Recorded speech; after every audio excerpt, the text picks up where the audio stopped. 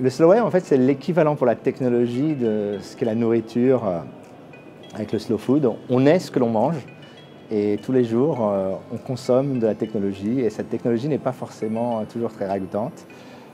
L'idée du slow web, c'est de construire une technologie qui soit à la fois saine, éthique et qui nous redonne du temps pour nous. Alors, l'idée du slow web, les trois principales règles, c'est la transparence, ce que je le vois à l'écran et ce que l'ordinateur fait réellement. Il n'y a pas de choses cachées.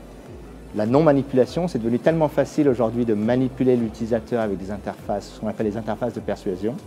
Et la troisième chose, c'est le droit à la vie privée, c'est-à-dire de pouvoir utiliser un produit sans être traqué. Donc, ce bouton off, ce off switch, le mode incognito de Google, mais adapté à l'ensemble de l'Internet.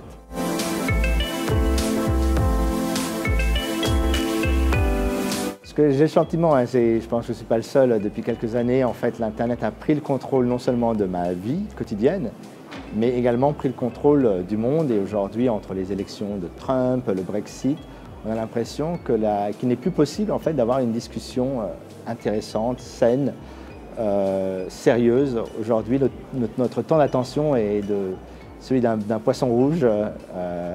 Et donc, on a véritablement perdu le contrôle de tout ça. Et donc, l'idée, c'est que la technologie qui va arriver n'est pas une technologie qui s'additionne, mais au contraire, qu'il va falloir retirer de la technologie et construire des choses qui sont beaucoup plus respectueuses de mon environnement, de mon intimité et de la façon dont j'ai envie de vivre, qui est différente de la façon dont vous avez envie de vivre.